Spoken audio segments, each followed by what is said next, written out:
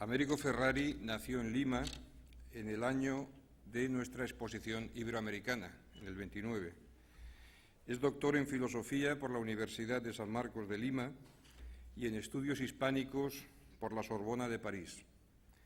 En ambas ha ejercido la docencia, así como en la Escuela de Traducción e Interpretación de la Universidad de Ginebra desde el 70 hasta el 95.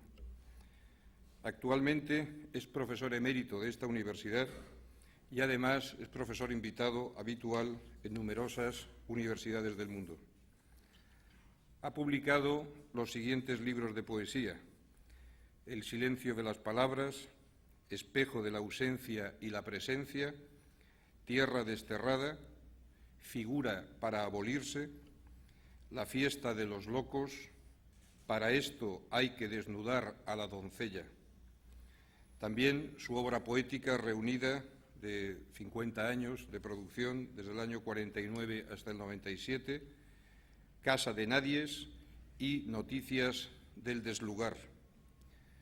Como crítico y ensayista ha escrito César Vallejo, en colaboración con Georgette Vallejo, Antología poética de José María Eguren, El universo poético de César Vallejo, Los sonidos del silencio, Poetas peruanos del siglo XX, El bosque y sus caminos, Estudios sobre poesía y poética hispanoamericanas y La soledad sonora, Voces poéticas del Perú e Hispanoamérica, ensayos reunidos.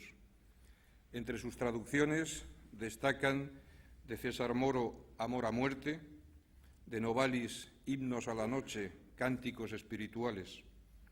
Además, ha escrito una veintena de trabajos sobre cuestiones de traducción y teoría de la traducción, publicados en diversas revistas de Europa y América.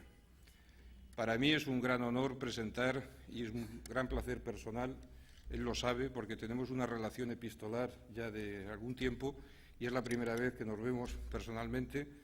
Yo he aprendido mucho leyéndolo, he editado también, he tenido el honor de editar algunos poemas del maestro Ferrari y ahora pues tenerlo aquí en Sevilla con nosotros, repito, es un gran placer, es un gran honor y tiene la palabra.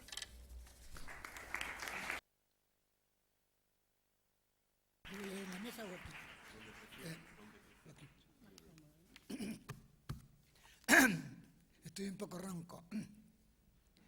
Bueno, he intitulado este trabajito sobre Becker, la poesía y tú. En un ensayo intitulado Darío o la innovación, en su obra Las palabras de la tribu, refiriéndose a un grueso libro en 2 volúmenes, 50 años de poesía española, 1850-1900, de don José María de Cosío, autor también de una enciclopedia sobre los toros, dice José Ángel Valente que, cito, ese libro de alucinante lectura es como una inmensa guía de teléfonos interceptados cuyos abonados se llamasen todos Fernández, por ejemplo, salvo Rosalía y Becker.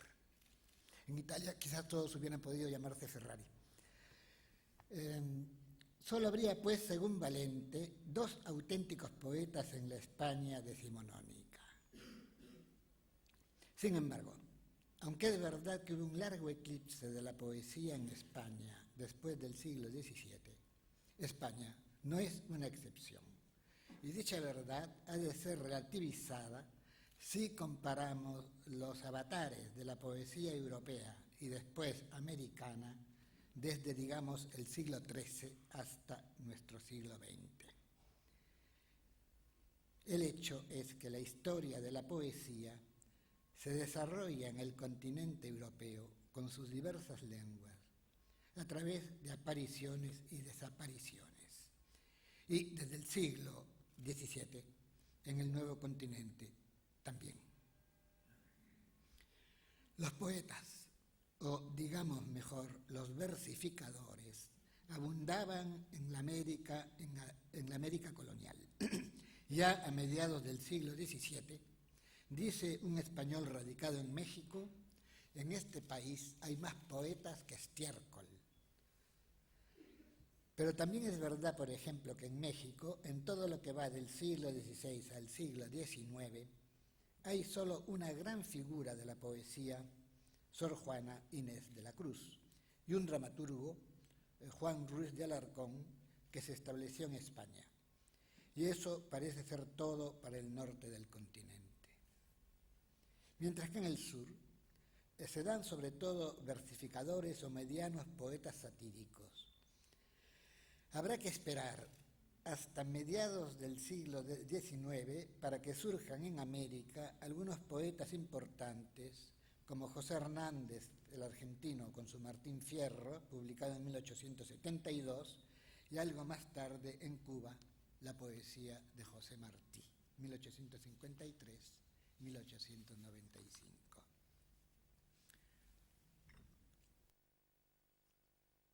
En España sucede lo mismo. Es ahora Bécquer la presencia poética casi aislada en la España decimonónica.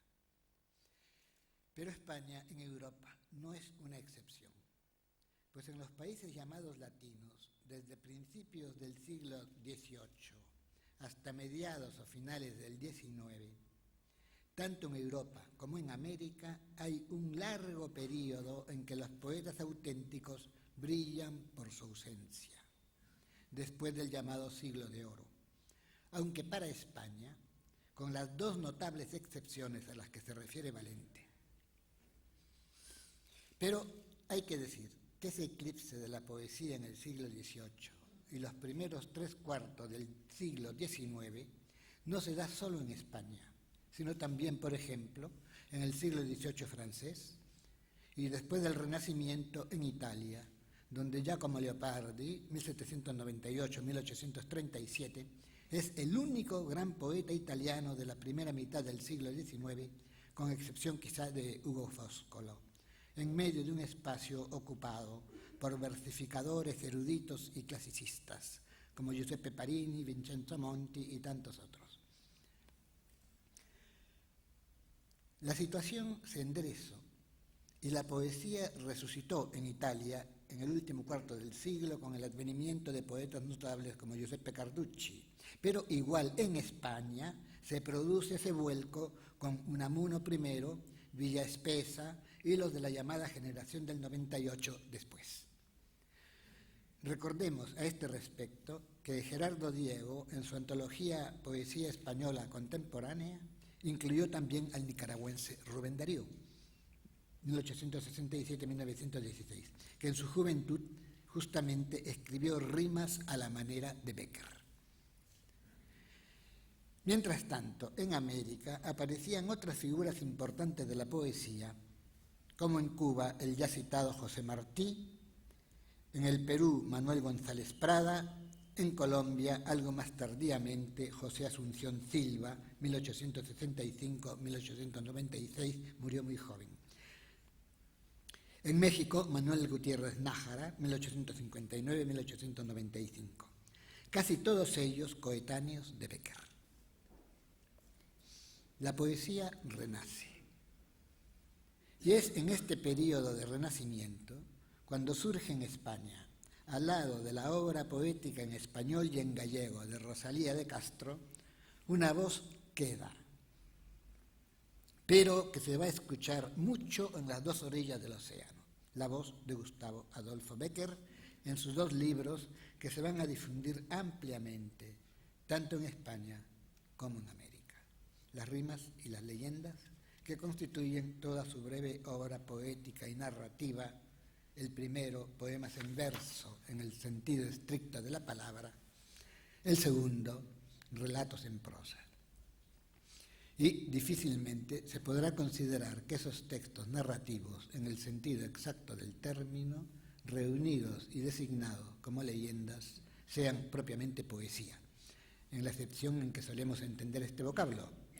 Y eso, por más que la narrativa de Bécquer sea a menudo, pondría entre comillas, poética, en sentido lato, es decir, con la definición que da del término la Academia de la Lengua, dice que participa de las cualidades de idealidad, espiritualidad y belleza propias de la poesía.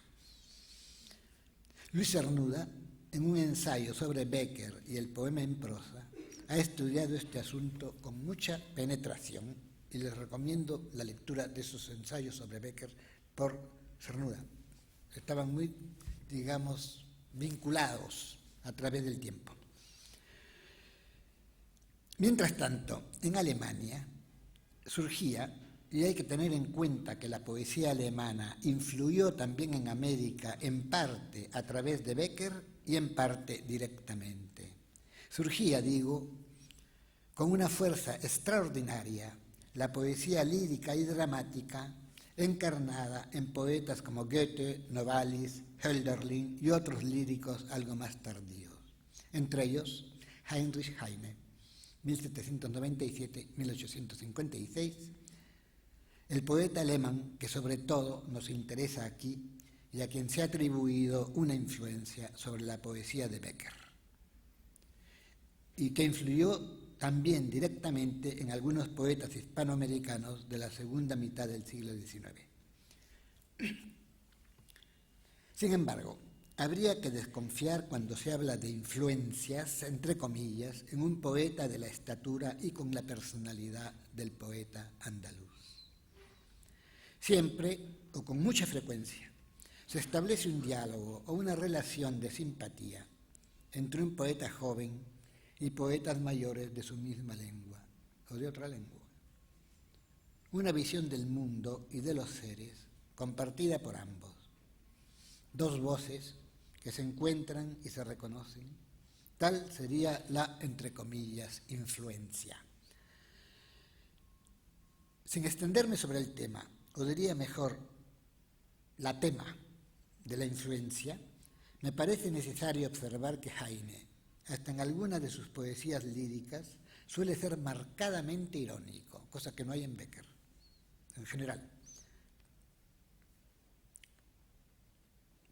E incluso en la vida, aparte de la poesía lírica. Valga una anécdota de Heine, ya en su lecho de muerte, preguntaron al poeta alemán si quería que llamaran a un sacerdote. ¿Y para qué?, dijo Heine. Para que Dios le perdone sus pecados. Dios me perdonará, es su oficio, respondió el poeta. Esta ironía se nota por lo general algo velada en algunas de las rimas de Becker, pero desde luego no aparece nunca para nada en las leyendas. Textos nocturnos e inquietantes, impregnados de misterio, al borde siempre de un velado más allá. Es claramente irónica, por ejemplo, la rima 26, y la ironía concierne a la poesía misma y a quien la hace, el poeta. Me voy a permitir citar con cierta frecuencia versos o poemas de Becker, porque, digamos, si no citamos al poeta del que estamos tratando, es como, no sé, es como si no estuviéramos hablando de poesía. Entonces, es una rima bastante conocida que dice: voy contra mi interés al confesarlo, pero yo, amada mía, pienso cual tú, que una oda solo es buena de un billete de banco al dorso escrita. No faltará algún necio que al oírlo se haga cruces y diga: mujer al fin del siglo XIX, material y prosaica, bobería. Voces que hacen correr 4 poetas que en invierno se embozan con la lira, ladridos de los perros a la luna. Tú sabes y yo sé que en esta vida, con genio, es muy contado quien le escribe, y con oro cualquiera hace poesía.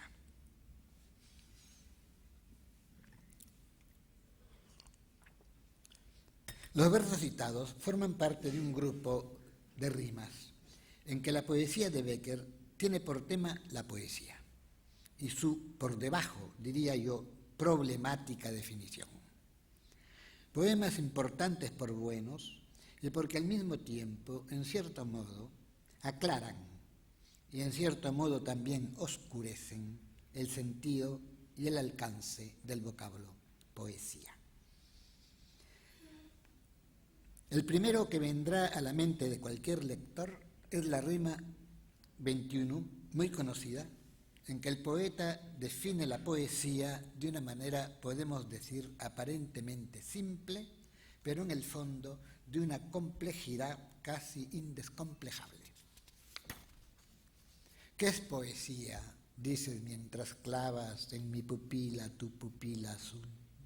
¿Qué es poesía? Y tú me lo preguntas. Poesía eres tú. Los puntos suspensivos después de poesía en el verso final deben de estar ahí para indicar un lapso entre la pregunta y la respuesta, que podría necesitar unos segundos de reflexión. Y en efecto, a primera vista parece como si al poeta le costara definir algo tan aparentemente indefinible como es el término de poesía, si se lo saca de los casilleros que el diccionario de la Academia define en 7 acepciones diferentes. Entre ellas, 1, manifestación de la belleza o del sentimiento estético por medio de la palabra, en verso o en prosa. Hasta 6, idealidad, lirismo, cualidad que suscita un sentimiento hondo de belleza, manifiesta o no por medio del lenguaje. Y 7, arte de componer obras poéticas en verso o en prosa. Conclusión: el término poesía es tan poco definible que requiere 7 definiciones diferentes. La única que aparentemente falta sería 8. Poesía eres tú. La más importante, suponemos, para la receptora del mensaje beckeriano, o sea tú, o sea ella, o sea, al fin y al cabo, y para terminar, a través de ella, nosotros, receptores del poema en ambos lados del océano, ya que al fin y al cabo, un poema sin recepción ni receptores es un poema no nato, hasta que a alguien se le ocurra leerlo, y quién sabe si la señorita de pupila azul lo habrá leído.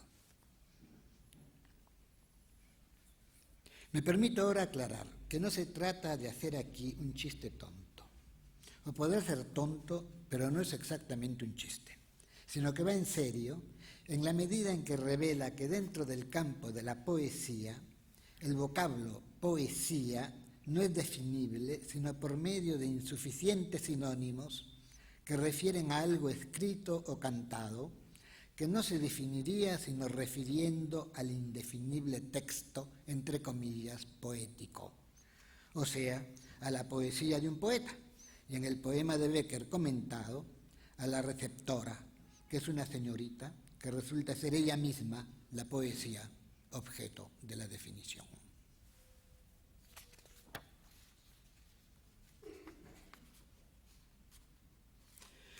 Hago un paréntesis y para recalcar, si es necesario recalcarlo, la hondura y la complejidad de la poesía en voz baja y de lo poético cuando se trata de definir algo en gran parte indefinible, cito un poema algo altisonante del bate modernista mexicano Salvador Díaz Mirón, que pretende definir elocuentemente la poco definible poesía. Dice Díaz Mirón: la poesía pugna sagrada, 3 heroísmos en conjunción: el heroísmo del pensamiento, el heroísmo del sentimiento y el heroísmo de la razón. Ninguno de estos heroísmos se da en la poesía de Becker, gracias a Dios. Tan solo un musitar tan quedo que casi podría evocarse para él unos versos del gran poeta peruano Martín Adán, que dicen así: poesía no dice nada, poesía se está callada, escuchando su propia voz. Este silencio que se oye tras los versos de los más auténticos poetas de América y España es, me parece a mí, uno de los signos más importantes del renacimiento de la poesía en lengua española. Y me parece también que es la poesía de Martín Adán la que en esta óptica estaría quizás más cerca de aquella del poeta andaluz. Leyendo estos versos, a mí A uno, o sea, a mí, le viene en gana dejar toda lectura en voz alta de la poesía y leer una rima de Bécquer en silencio, en ese silencio donde nace y perdura el poema. Volvamos al poeta sevillano y a su definición, indefinición de la poesía. Poesía eres tú, la amada que inquiere sobre la poesía y no sabe que la poesía es ella. Pero este tú es móvil, más bien indefinido, y sobre todo cuanto más el poeta en su poema lo aborda, definiéndolo, más lo indefine. Tú y yo reaparecen precisamente en la rima 15 en unas definiciones que podríamos llamar indefinidoras. Sendal flotante de leve bruma, rizada cinta de blanca espuma, rumor sonoro de arpa de oro, beso del aura, onda de luz, eso eres tú. Y arranca de nuevo, tú, sombra aérea que cuantas veces voy a tocarte te desvaneces, como la llama, como el sonido, como la niebla, como el gemido del lago azul. Y frente a ese tú evanescente, un yo tan evanescente como el tú. En mar sin playas, onda sonante, en el vacío cometa errante, largo lamento del ronco viento, ansia perpetua de algo mejor, eso soy yo. Yo que incansable corro y demente tras una sombra, tras la eje ardiente de una visión.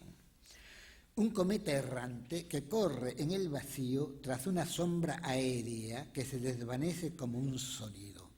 El poeta y su amada. En este plano, tú más yo igual dos sombras que se mueven en el vacío. Una sombra la amada, la otra sombra el poeta. Pocas veces se habrá dado, creo, en poesía una amada y un amante tan incorpóreos y evanescentes. En el poema de Bécquer, la poesía eres tú, una sombra aérea, la perseguida. El poeta soy yo, otra sombra aérea, el perseguidor. Que en el círculo mágico que describe esta poesía es el amante perseguido por la sombra incesante de la amada, a su vez perseguida por el perseguido. Total, dos sombras, que sin embargo en la poesía de Bécquer son verdaderas presencias, casi como dos personas de carne y hueso que se desintegraran o se desvanecieran en el vacío. El vacío, sin duda, ha atraído siempre mucho a los poetas.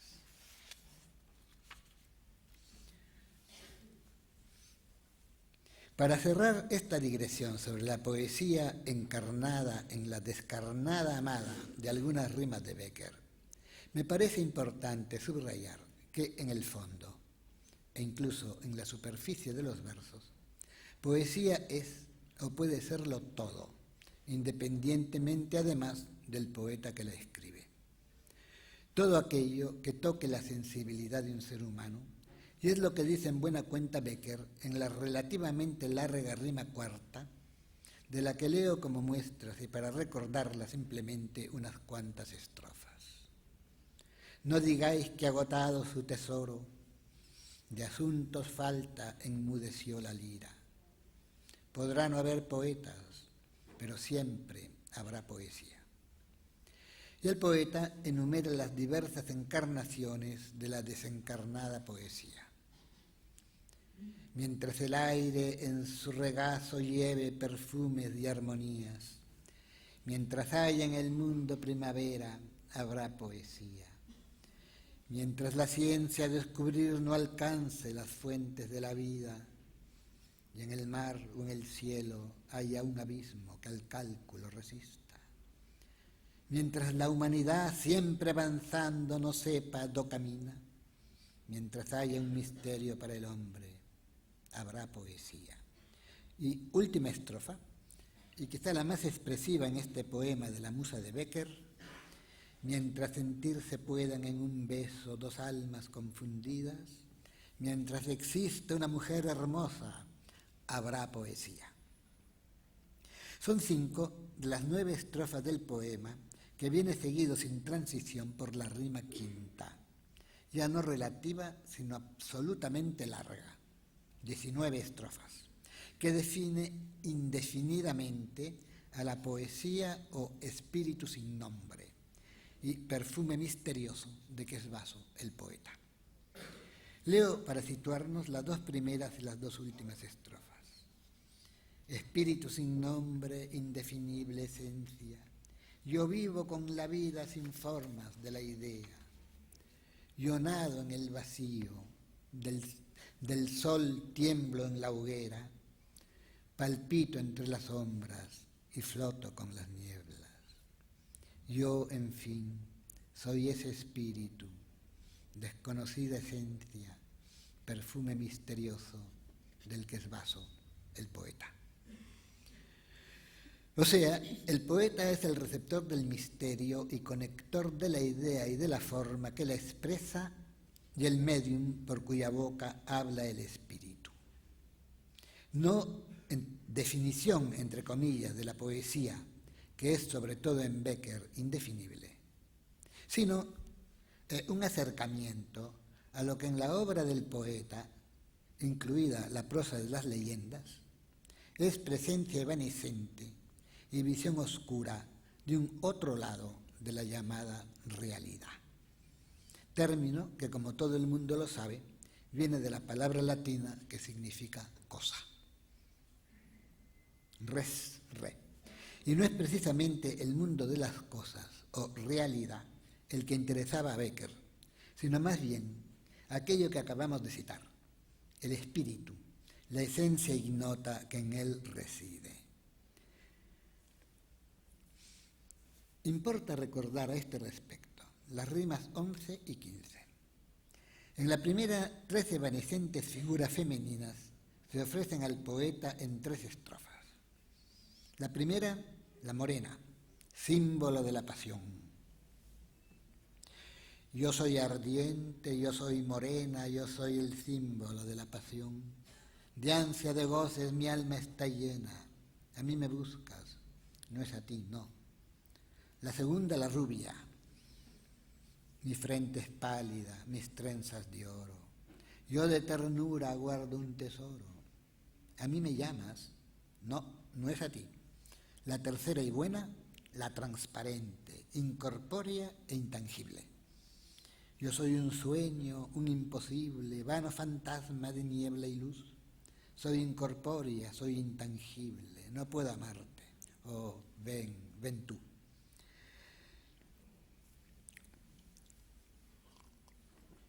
Tal parece ser lo que podríamos llamar la mujer ideal, ideada en la poesía de Becker. No digo en su vida, que es cosa aparte, y se sabe que su matrimonio con la mujer no ideal fue un verdadero fracaso. Esta visión de una amada metafísica que trasciende y en buena cuenta desecha a la mujer hecha de carne y hueso, se afirma o se remacha en la rima decimoquinta, donde el poeta proyecta la doble imagen de la mujer aérea y etérea y del varón demente corriendo tras una sombra o inacible visión. Recordemos el poema que cierra con broche de oro, un broche hecho de imágenes, la visión, descripción de la pareja amada poeta. Ella, la amada incorpórea. Sendal flotante de leve bruma, rizada cinta de blanca espuma, rumor sonoro de arpa de oro, beso de laura, onda de luz. Eso eres tú. Y después yo. Yo, que a tus ojos en mi agonía los ojos vuelvo de noche y día.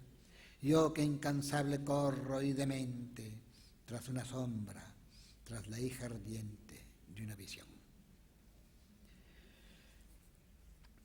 Tal parece ser la mujer poética o la que habita en la poesía de Becker, aunque naturalmente no aparezca tan descarnada en todas las rimas. Como por ejemplo la rima 29, que glosa el episodio de Francesca di Rimini en el infierno de Dante. El poeta y su amada leen juntos. Y nuestros ojos se hallaron y sonò un beso. Quel giorno più non vi leggemmo avanti. Aquel día ya no seguimos leyendo, es el verso de Dante que cierra el episodio en la Divina Comedia. Y aparentemente también en la rima que evoca o repite la escena dantesca. Podríamos concluir que las mujeres de Bécquer son medio etéreas, pero no seres meramente aéreos o intangibles. Y se puede observar que en las rimas las almas, como si fueran cuerpos, se abrazan y se besan incendiariamente. Tal en la rima 24. Cito: dos rojas lenguas de fuego que a un mismo tiempo enlazadas se aproximan y al besarse forman una sola llama. Como si en esta poesía, alma y cuerpo constituyeran un solo ser poético, en que el cuerpo resulta ser a menudo tan etéreo como el alma, y las almas se tocan y se acarician como cuerpos. Sin embargo, en realidad, hay una doble visión de la mujer en las rimas. La amada, tan etérea en algunos poemas, surge de pronto como mujer real y carnal, en la que cuenta sobre todo la belleza física, como en la rima 39. Cito: sé que en su corazón un nido de sierpes, no hay una fibra que al amor responda, que es una estatua inanimada, pero es tan hermosa. Y también la atracción abiertamente sexual, como en la rima 25, que evoca el orgasmo de la amada. Cito: cuando enmudece tu lengua y se apresura tu aliento, y tus mejillas se encienden y entornas tus ojos negros, por ver entre tus pestañas brillar con húmedo fuego la ardiente chispa que brota del volcán de los deseos, diera, alma mía, por cuanto espero, la fe, el espíritu, la tierra, el cielo. Recordemos la rima 11. ¿Qué es poesía?, pregunta la amada. Y el poeta le da la definición lacónica de la poesía. Poesía eres tú. Pero resulta que si volvemos los ojos al resto de la obra poética, poesía para Bécquer es mucho más y también otra cosa que tú. En la importante rima cuarta, que evoca todo aquello que para el poeta es poesía, la mujer hermosa y el beso de dos almas confundidas, la mujer y el beso en que se sienten confundidas las dos almas ocupan solo las dos últimas estrofas de las 9 que tiene el poema. El poema dice o sugiere ante todo que la poesía es independiente del poeta que la escribe y está en, o es sucesivamente, en las estrofas del poema, las ondas encendidas por el beso de la luz, el sol que viste las nubes de fuego y oro, el aire que lleva en su regazo perfumes y armonías, la primavera, la incapacidad de la ciencia para descubrir las fuentes de la vida, todo aquello que es abismo resistente al cálculo, el misterio, la alegría y el llanto íntimos del alma, la batalla entre el corazón y la cabeza, y finalmente la mujer hermosa con sus ojos reflectores y sus labios que responden suspirando al labio que suspira. En suma, todo lo indefinible que la sensibilidad del ser humano capta por intuición y sentimiento. Mientras todo aquello sea, habrá poesía, aunque no quede ya ningún poema ni ningún poeta profesional, si podemos decir. La poesía sería, pues, o estaría en una multitud de estados u objetos de la naturaleza y de la vida que eventualmente son captados por un ser humano calificado de poeta. Y finalmente, transcritos y metidos, ya transformados en poema, en las páginas de un libro.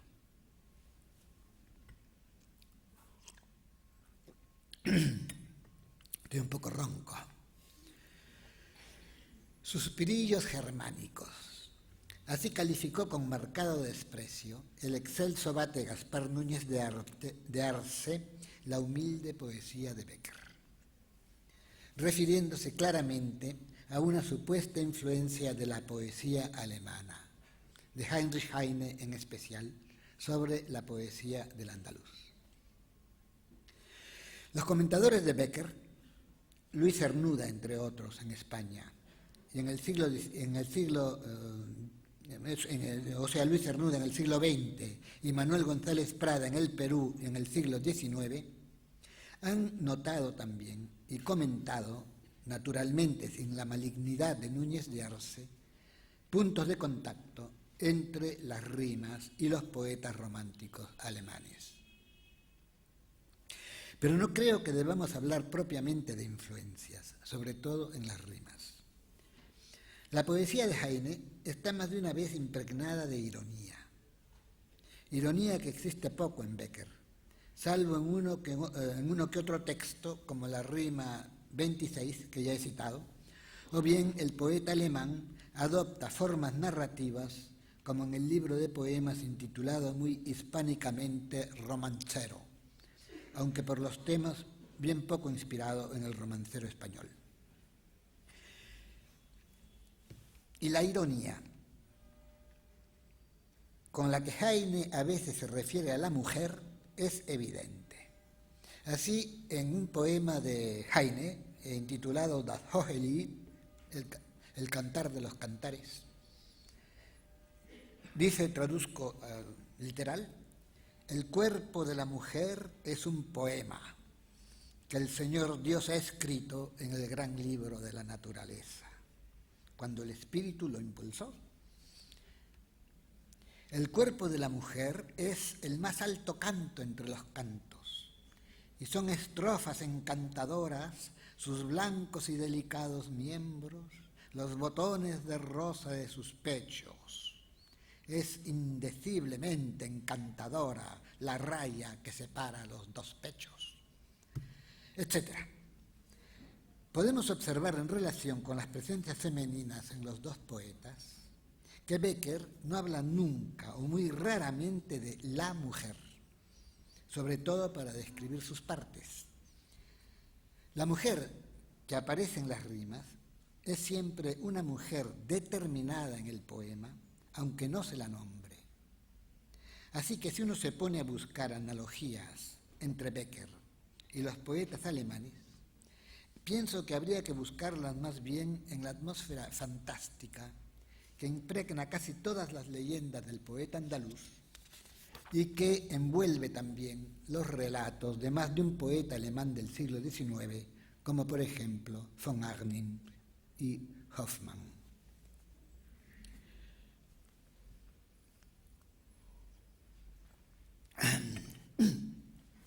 La poesía alemana, poemas, cuentos, leyendas, cundía mucho en Europa en el siglo XIX y ejerció, por ejemplo, una influencia evidente en algún gran poeta francés como Gérard de Nerval, quien fue seguramente uno de los primeros en traducir el Fausto de Goethe. Pero lo que sucedía entonces en Europa repercutía en América. Y la poesía alemana se propagó bastante en el nuevo continente a través de traducciones francesas o directamente de poeta a poeta, cuando el poeta hispanoamericano sabía el alemán y podía leer directamente en esta lengua a Goethe, Schiller, von Arnim o Heine. Tal es el caso del poeta y escritor peruano Manuel González Prada, 1848-1918. Aunque por la edad menor que Becker, 1836-1870, casi coetáneo de él. El poeta peruano tenía 22 años cuando murió el andaluz. Y seguramente Prada, lector impenitente, ya había leído las rimas y las leyendas de Becker, como también la poesía de Goethe, Schiller, Heine, Chamizo y otros poetas alemanes que él tradujo al español. González Prada, indudablemente, admiraba mucho a Becker y simpatizaba mucho con su poesía, en la que encontraba ecos de sus poetas alemanes favoritos. Y en su libro, Páginas Libres, hace precisamente hincapié en que, cito, Becker va germanizando la poesía castellana como Meléndez Valdés, Cienfuegos y Quintana la afrancesaron, como Boscán y Garcilaso la italianizaron. Con sus ideas sencillas, con sus sentimientos sinceros y particularmente con su expresión parca y hasta económica, se levanta como un revolucionario para reaccionar contra la intemperancia verbosa de los poetas españoles. Fin de cita. Y a Becker se refiere probablemente Prada en otro pasaje de su obra, cuando dice que, cito, los que interpretan magistralmente a los alemanes imprimen el cuño español en el oro del Rin. Y en su libro El tonel de Diógenes, es sin duda de nuevo al poeta andaluz a quien se refiere Prada sin nombrarlo, cuando dice, cito, escribir en estilo de los alemanes, con el sentimiento alemán y con la sátira agridulce de los alemanes, no habiendo estudiado la literatura alemana ni saber una sola palabra del idioma alemán, es una ocurrencia bastante original. Fin de cita. Y dice a renglón seguido, cito de nuevo, las composiciones de Becker se parecen a las rimas de sus imitadores como un collar de perlas a una sarta de secas y endurecidas pelotillas de migajón. Pasar de Heine a Becker vale ir de maestro a discípulo que funda escuela. El pintor, estoy citando a González Prada, el pintor y poeta sevillano Gustavo Adolfo Becker murió en la plenitud de la vida sin haber podido encerrar en la tela ni en el libro todas las creaciones fantásticas que revoloteaban en su cerebro. Dice Prada, recordando de paso que el poeta andaluz era también pintor, lo que no carece de importancia si tenemos en cuenta la relación a menudo subyacente entre artes plásticas y poesía.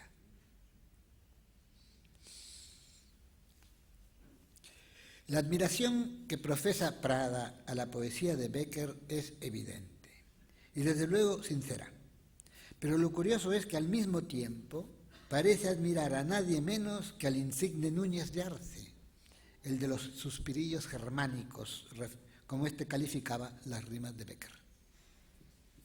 Lo erige a Núñez de Arce, cito, en verdadero portacetro de la poesía que marcha seguido por legiones de incipientes versificadores que desean escribir su idilio.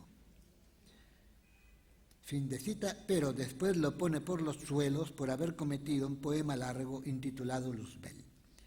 Contradicciones de los poetas metidos a críticos.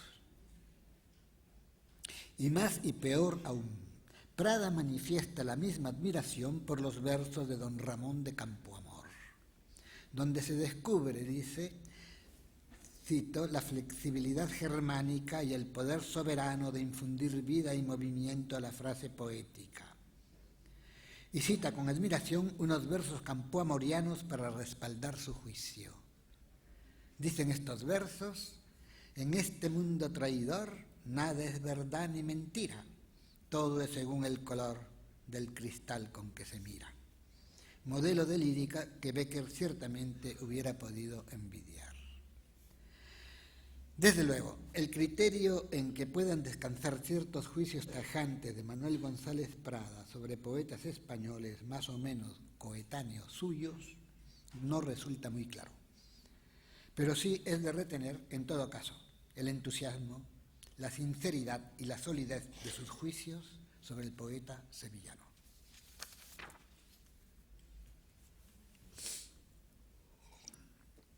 El otro gran poeta hispanoamericano importante, más o menos coetáneo de González Prada, que por lo menos en sus primeros versos presenta afinidades con Bécquer y sus rimas, es el nicaragüense Rubén Darío, 1867-1916, que escribió también él un breve cuaderno de poemas intitulado Rimas, igual que Bécquer, obra de su juventud visiblemente bajo la influencia del poeta sevillano.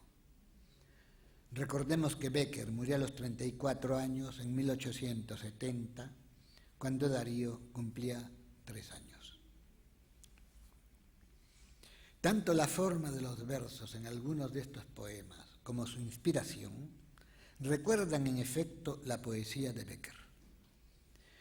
Doy 2 ejemplos. La rima 3 de Darío. En la cálida tarde se hundía el sol en su ocaso, con la faz rubicunda en un nimbo de polvo dorado. O la rima 10 de Darío siempre. En tus ojos un misterio, en tus labios un enigma, y yo fijo en tus miradas y extasiado en tus sonrisas. Si estas rimas del poeta principiante que era Darío cuando las escribió, marcadas por el sello de Bécquer, están aún bien lejos de la excelencia del Darío maduro, a quien Antonio Machado rindió el último homenaje. Nadie esta lira pulse si no es el mismo Apolo, nadie esta flauta suene si no es el mismo Pan. Son versos de Machado, cuando murió el poeta Rubén Darío. Estas rimas, sin embargo, son el mejor testimonio de la marca que dejó Gustavo Adolfo Bécquer, más allá de España, al otro lado del océano. Y cabe decir que si las rimas del joven Darío están bien lejos de la excelencia de las rimas de quien las inventó, son, en todo caso, un testimonio importante de la marca indeleble que dejó Gustavo Adolfo Bécquer sobre lo que solemos llamar la posteridad. Y la posteridad de Bécquer sigue siendo, en poesía, diría yo, siempre el presente.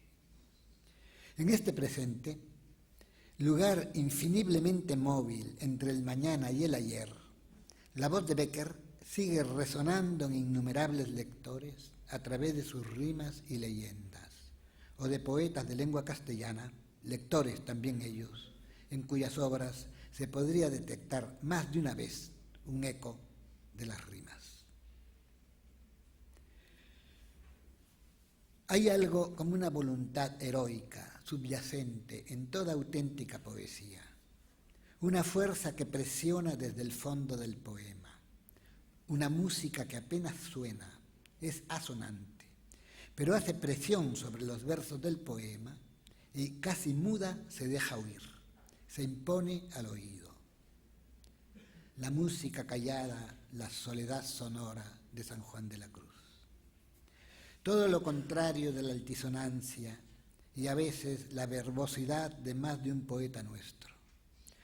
Una poesía que suena para adentro.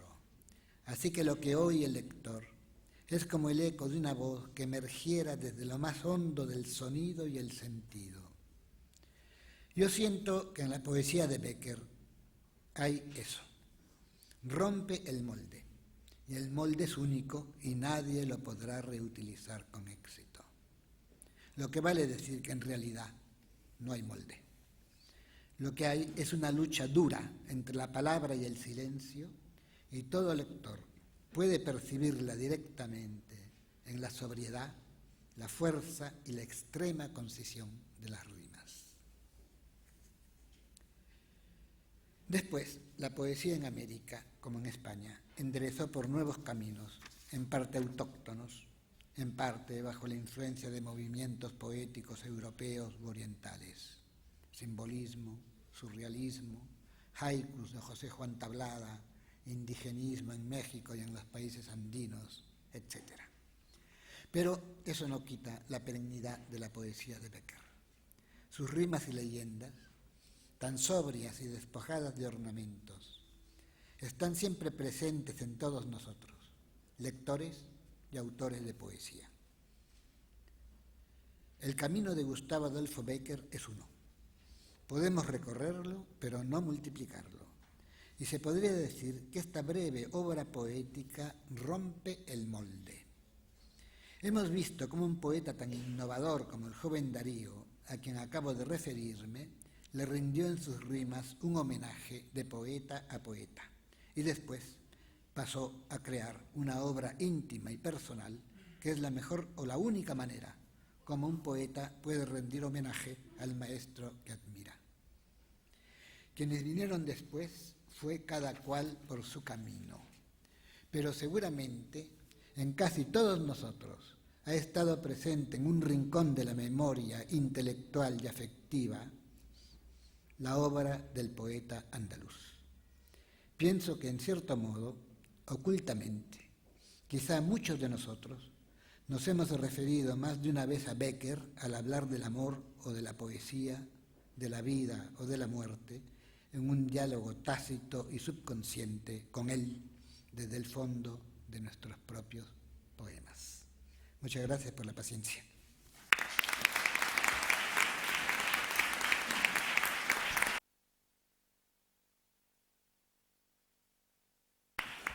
Muchas gracias. Con esta conferencia de don Américo Ferrari queda inaugurada esta segunda edición de los encuentros Casa de los Poetas. A lo largo de los próximos días, en el Salón de Actos de la Caja San Fernando, por la mañana los talleres para los inscritos, por la tarde las lecturas y las conferencias con entrada libre, hasta completar el aforo, van a significar probablemente un juego de palabras: Sevilla, Casa de los Poetas, la Casa de los Poetas de Sevilla, la realidad y la ilusión de la mano de la cultura.